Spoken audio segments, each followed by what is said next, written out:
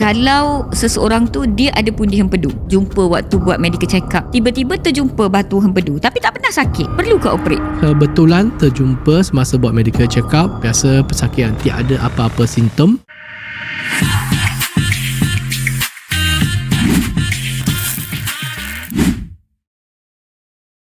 Apa punca utama berlakunya batu di pundi hempedu? Adakah sebab kita makan jambu batu ataupun sebab kita tertelan batu bila makan nasi, ataupun sebenarnya kenapa orang boleh ada batu di pundi hempedu, Dr. Yu? Punca batu dalam pundi hempedu adalah disebabkan konsentrasi kolesterol yang tinggi dalam air hempedu kita. Itu yang menyebabkan pembentukan batu di dalam pundi hempedu. Sebenarnya dia tidak kena-mengena dengan biji buah-buah ataupun batu-batu yang tertelan. Okey. So ini adalah jawapan daripada Dr. Yu Hang Wai, Consultant General Surgeon dengan Advanced Diploma in Laparoscopic Surgery di Columbia Asia Hospital Tebrau. Welcome on board to my podcast, Doktor. Kita dalam You Sehat Podcast dalam siri Jom Dengan Tips, which is representing Johor Darul Takzim lah. So Doktor, dah berapa lama dah dekat Johor? I have been in Johor for almost 2 years. Before that, I migrated from Klang Valley actually. I see. Mana lagi best, Johor or Klang Valley? I would say both ada advantage and disadvantage. So actually, as long as we are still in Malaysia, is fine. Malaysia is the best kan? Alright, okay.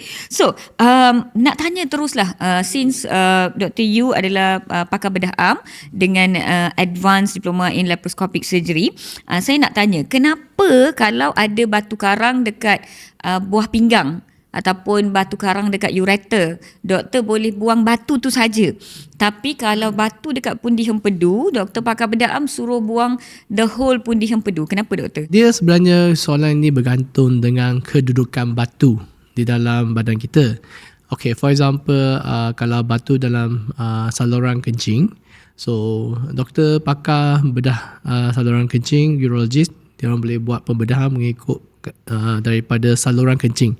Daripada tempat kencing, dia naik ke atas ke saluran tu, dia boleh pecahkan batu dan keluarkan batu. Untuk batu hempedu, sekiranya batunya terduduk di dalam pundi hempedu. So, caranya untuk keluarkan batu ni adalah satu cara je, adalah dengan pembedahan. Tapi sekiranya batu tu kedudukannya di dalam saluran hempedu, kita panggil common bowel duct, saluran hempedu tu dia akan turun dan dia akan buka kat usus kita. So dengan secara prosedur endoskopi, di mana kita akan masukkan kamera ikut mulut ke dalam usus, ke dalam perut, ke usus, dari tempat pintu ke saluran hempedu ni, kita boleh buang batu dari situ. So prosedur yang doktor kata endoskopi untuk buang batu di saluran tu, apa nama prosedur tu doktor? Nama dia panjang. Tapi kita panggil endoskopi retrograde cholangiopancreatigogram, ERCP secara pendek. Saya ada baca di media sosial, ada seorang ni, dia kata kalau di Malaysia ada batu di pundi hempedu, doktor buang pundi hempedu terus. Tapi dia kata ada di negara luar, antara negara yang dia sebutkan Singapura lah, saya tak tahu betul ke tak. Dia kata doktor dekat Singapura takkan buang pundi hempedu. Doktor akan buang batu tu sahaja melalui prosedur ERCP. So dia kata doktor kat Malaysia ni saja je suka sangat buang you all punya pundi hempedu. So boleh tak doktor clearkan sikit this part and the explanation? Betul ke boleh dengan ERCP sedut batu daripada pundi hempedu, ataupun sebenarnya ini pemahaman yang salah? Sebenarnya kenyataan ini tidak benar. Ada juga kawan-kawan kita yang bertugas bekerja kat Singapura, rawatannya sama juga. Sekiranya batu tu kedudukan di dalam pundi hempedu, cara untuk membuang batu adalah dengan pembedahan dan membuang hempedu sekali dengan batu. ERCP ni, dia daripada seperti cerita tadi, dia secara endoskopi, kita masuk ke dalam usus, ke dalam saluran hempedu, kita boleh buang batu di dalam hempedu sahaja. Batu di dalam saluran hempedu saja. Tapi antara sambungan saluran hempedu ke hempedu, dia ada satu duct yang kita panggil cystic duct. Kebanyakan cystic duct ni dia sebenarnya sangat narrow dan dia berputah-putah sometimes. So untuk ERCP untuk masuk melalui cystic duct ni ke dalam pundi hempedu, nak bersihkan batu, sometimes batu tu besar, tak muat nak masuk dari sisi dak pun. So sebenarnya tidak boleh buat. Secara technically dia tidak boleh berjaya. Apa yang saya tahu waktu houseman dululah, waktu saya duduk kat surgical posting, sometimes kalau jangkitan terlampau tinggi, patient dah kuning kan, so doktor akan buat ERCP untuk sedut dan clearkan that part, bagi antibiotik dan sebagainya, dan lepas tu bedah juga, buang juga pundi empedu tu kadang-kadang. Betul ke doktor? Sebab batu tu dah jatuh, dia dah sumbatkan saluran empedu, menyebabkan jangkitan, kuning.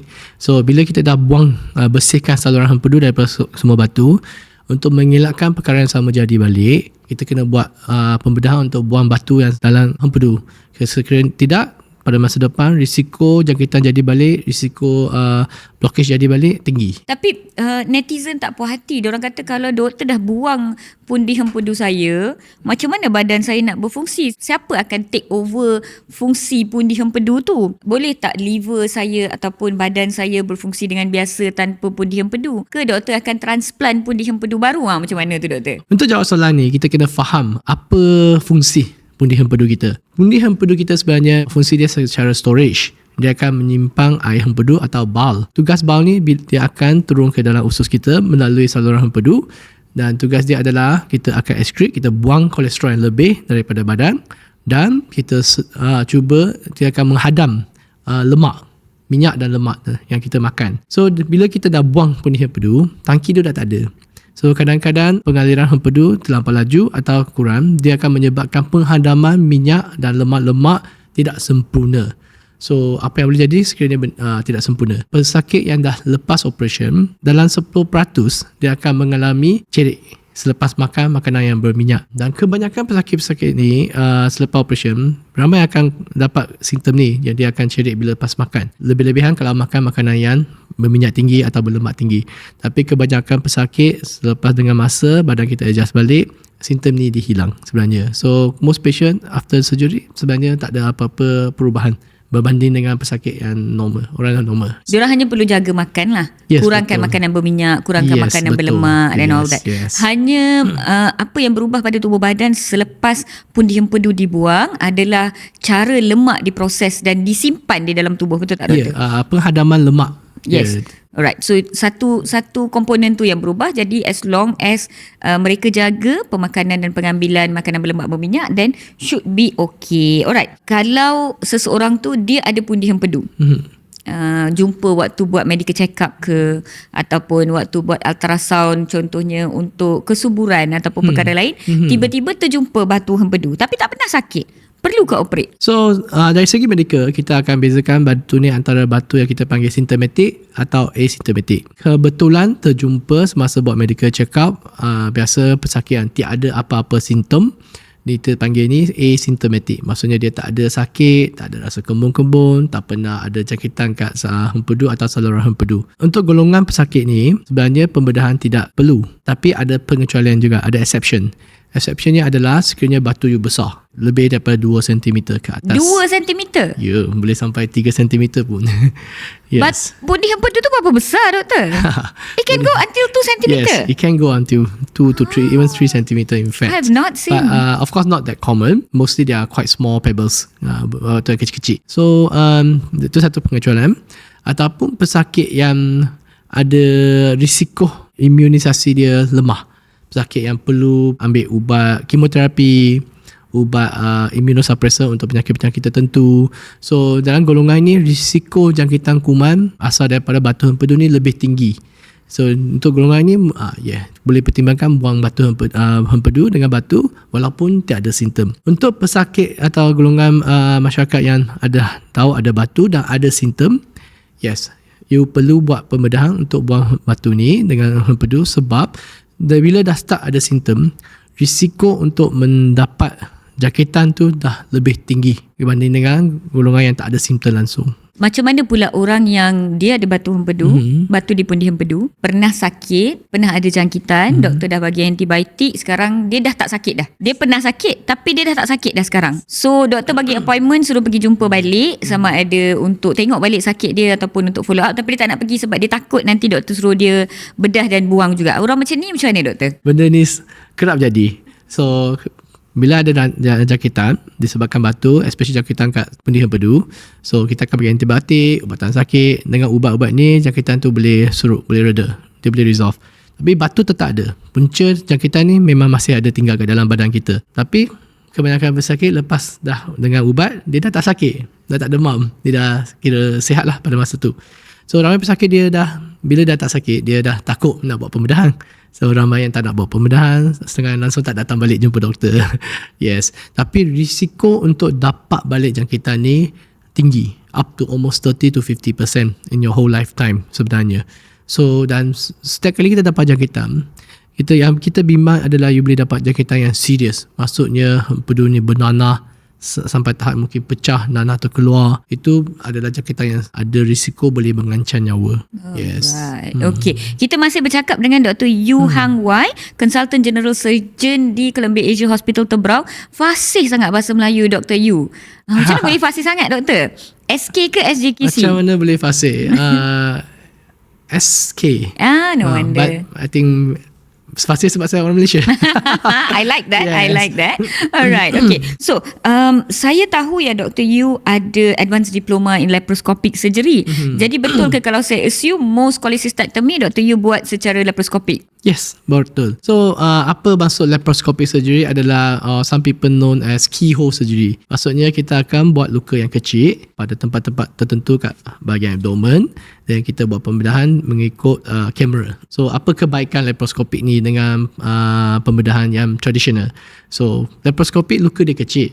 So, lepas operation, patient tahap kesakitan daripada luka operation adalah sangat minimal. Kebanyakan pesakit selepas operation dah boleh berjalan. Almost the same day.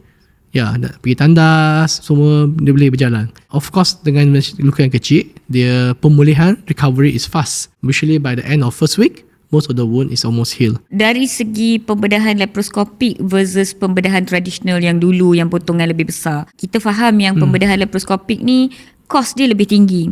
Adakah betul teknologinya lebih tinggi? Adakah betul skillnya berbeza dan lebih tinggi? Ataupun sebenarnya hospital nak charge lebih je doktor, nak charge lebih je? Macam mana tu doktor? Pembedahan laparoscopik kosnya lebih tinggi. Sebab apa kosnya lebih tinggi? Bukan sebab doktor charge lebih. Sebenarnya untuk bahagian doktor, pembedahan laparoscopik ni dia lebih susah kat doktor sebab technically is more difficult, more challenging. But then sebenarnya harga, if you're aware, doctors charges are all based on MMA charges. So it's fixed. So pembedahan laparoscopik dengan pembedahan biasa sebenarnya harganya lebih kurang sama saja. Yes, almost actually it's same. But then why, kenapa saya kata kosnya lebih tinggi? Sebab pembedahan laparoscopik kita perlu alat yang lebih.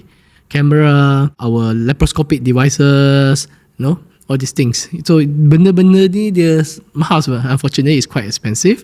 Then that's where costnya lebih tinggi. But in terms of cost effectiveness, we translate into early recovery, better patient pain control, patient boleh start bekerja lebih awal, dia sembuh lebih awal. Actually it's much more worthwhile actually. It's actually more cost effective. Despite the cost of the surgery being more expensive, if you look at patient recovery, they go back to work faster and all these things, actually it's more cost effective. Lesser scar, so prettier. Yeah, definitely. Yes.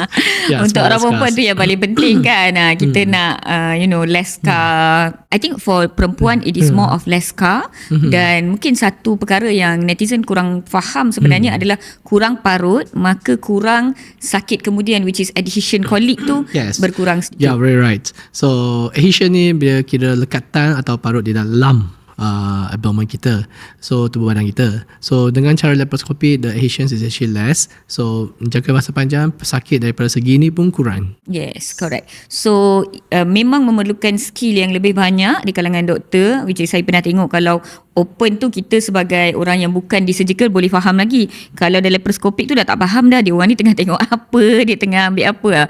Kalau kita tak ada skill tu kita tak akan faham. Sebab itulah mereka perlukan training yang lebih lama, yang lebih spesifik. Dan juga how do you go into that further training? So when we start our career, a lot of time generally speaking, we learn to buat pembedahan secara open. So over the years when you're more better, then you're more confident, then with guidance as well, then you start learning laparoscopic surgery, you pergi training, so and slowly you practice and set out your skills. It's quite a steep learning curve, so not easy, but it's definitely worthwhile. So finally doktor, nak tanya a few rapid fire question. Siapa yang lagi berisiko dapat pundi hempedu, perempuan ke lelaki? Perempuan. Kenapa? Sebab hormon. So when you're pregnant, estrogen and your progesterone actually dia melambatkan pengaliran air hempedu dalam saluran hempedu. So bila the flow is slower, we call it cholestasis, the risk of stone formation is higher. Tita Aci semua perempuan. Okey, siapa yang lebih berisiko dapat batu hempedu, muda atau tua? Tua. So like I said, dia sebab kita ambil air hempedu, kolesterol tinggi, dia lebih concentrated, so dia form sludge, dan slowly over time dia jadi batu kecil-kecil, pasir, dan jadi batu besar. Benda ni ambil masa yang lama sebenarnya. So actually, biasanya golongan lebih tua, 40 ke atas secara tradisional, but actually nowadays we realise that umur ni dah makin muda sebenarnya. Sebab pemakanan kita.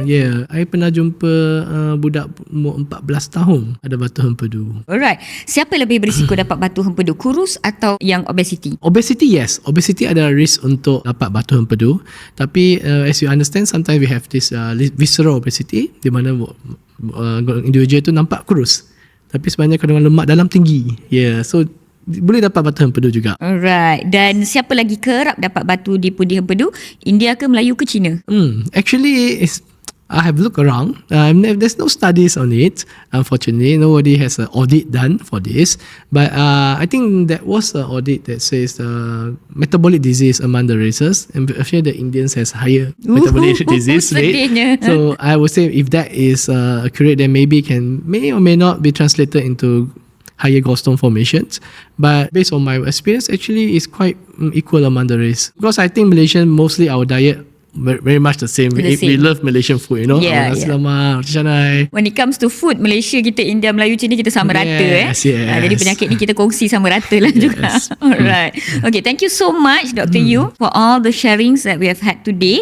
Sedikit kata-kata terakhir daripada Dr. Yu kepada masyarakat Malaysia yang suka makan, suka cari makanan berlemak, berleleh-leleh lemak, tetapi tak suka pembedahan, tak suka dapatkan nasihat macam ni. Sepatah dua kata daripada Dr. Yu as a closing. Tidak salah kalau kita suka makan. So manusia memang we want to enjoy our food, but it's always in moderation.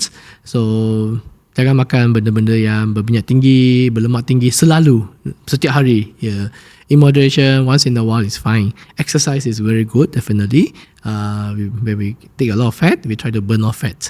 Yes. When you have symptoms, go get it, check it out. Jangan tunggu sampai dah serius. Saya nak tambah sedikit nasihat daripada Dr. Yu tu, saya top up pula. Jika anda ada apa-apa masalah kesihatan, pergi cari nasihat profesional. So pergi jumpa doktor, buat ultrasound, buat pemeriksaan sepatutnya, dapatkan nasihat untuk option of rawatan daripada doktor tersebut. Kalau masih belum bersedia untuk pembedahan contohnya, masih belum bersedia dengan option of rawatan yang doktor tu berikan, boleh dapatkan second opinion daripada doktor lain dalam kepakaran yang sama. So contohnya you dah pergi tempat ni, doktor kat situ kata kena bedah. Kalau you rasa tak bersedia lagi, jangan pergi threads tanya dekat netizen, jangan tanya di media sosial. Pergi berjumpa dengan seorang lagi doktor, buat appointment, dapatkan second opinion supaya nasihat yang diberikan kepada anda itu adalah nasihat yang bertauliah, berasaskan evidence, dan orang yang memberi nasihat itu mempunyai tanggungjawab sosial dan legal terhadap anda. Baru dia bagi nasihat yang betul kan. You all pergi tanya kat media sosial, mulalah dia suruh minum tonik lah, ambil ubat lah, jus pegagal lah, nanti pundi hempedu tu bernanah, pergi hospital pukul 2 pagi juga. So jangan buat benda-benda macam tu. Dengarlah nasihat daripada doktor pakar. Kita masih dalam siri Jom Dengar Tips dalam You Sihat Podcast yang dibawakan khas untuk anda oleh Columbia Asia Hospital Tebrau. Kita baru habis temu ramah bersama dengan Dr. Yu Hang Wei, consultant surgeon di Columbia Asia Tebrau, dan kita akan temu ramah ramai lagi doktor pakar. So you all follow channel dulu. Till that, it's bye from me and Dr. Yu.